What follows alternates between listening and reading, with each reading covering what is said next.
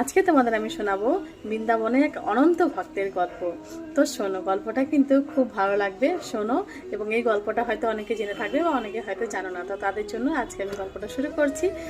বৃন্দাবনে একসময় প্রথা ছিল যে প্রত্যেক ব্রজবাসীর বাড়িতে একটা করে ভক্তের রাধাকৃষ্ণের কীর্তনের আয়োজন হবে, এবং সেই কীর্তনে সবাই, যত ভক্তগণ বৃন্দাবনে যায় সবাই কিন্তু সম্মিলিত হবে এবং তারা নিজের পরিবারের মতো সেখানে সম্মিলিত হতো। তো এইভাবে চলতে চলতে একদিন যে ভক্তের গল্প আমি বলছি, ওনার বাড়িতে আয়োজন করার কথা ওঠে। তখন উনি বলেন, না, আমার বাড়িতে আমি কোনো আয়োজন করব না, কারণ আমার বাড়িতে যদি কেউ আসে তাহলে আমার ঠাকুরজিকে দেখে বলবে এটা কেমন ঠাকুর। তো সেই জন্য আমি আমার বাড়িতে কোনো রকম আয়োজন করব না, আর আমার ঠাকুরজিকে দেখে যদি কেউ বলে যে এটা কেমন ঠাকুর, আমার কিন্তু খুব আঘাত লাগবে। তখন ওই ওনার চারপাশে যে ভক্তরা ছিল তারা ওনাকে রাজি করান যে না, আমরা কোনো রকম কোনো কটাক্ষ করব না, এবং আমরা ঠাকুরজির দর্শন করে সুন্দরভাবে রাধাকৃষ্ণের নাম কীর্তন করে তোমার বাড়ি থেকে চলে আসবো। তখন উনি ওনার কথা শুনে রাজি হন এবং নিজের বাড়িতে আয়োজন করেন।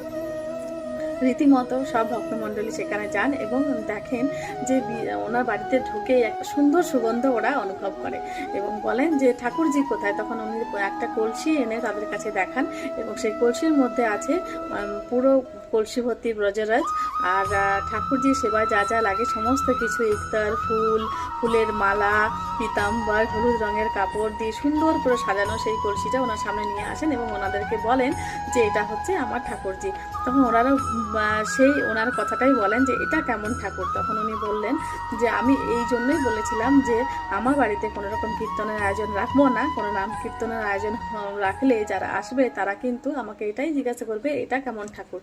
তখন ওনারা বলছেন, না না, আমরা কোনো রকম কটাক্ষ করছি না, আমরা এই ঠাকুরের সম্বন্ধে জানতে চাইছি। তখন উনি বললেন যে রাধাকৃষ্ণের চরণের রাজ আমার কপালে নেই, সেই রাজ আমি কোথা থেকে পাবো। তো সেই জন্যে যত সাধুগণ, যত ভক্তগণ আসে, আমি তাদের পায়ের রাজ এই মাটির মধ্যে ভরে রেখেছি, কারণ তারা আসে রাধাকৃষ্ণের প্রতি অনন্ত প্রেম নিয়ে, অনন্ত ভক্তি নিয়ে এই বৃন্দাবনে আসেন, আর তাদের মধ্যেই আমি রাধাকৃষ্ণকে দেখতে পাই, আমি আমার ঠাকুরজিকে পাই।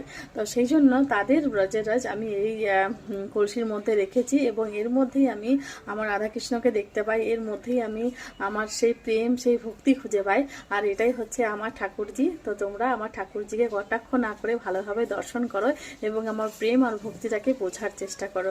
তো সেই সব ভক্তগণ যারা ওনার প্রেম বা ভক্তির এই কথা শোনেন তাদের চোখে জল চলে আসে এবং বলেন যে এটা কেমন প্রেম। তখন উনি বলেন এটা আমার রাধাকৃষ্ণের প্রতি আমার প্রেম, কারণ সমস্ত জীবের মধ্যে রাধাকৃষ্ণ আছে, সমস্ত ভক্তমণ্ডলীর মধ্যে রাধাকৃষ্ণ আছে, তাই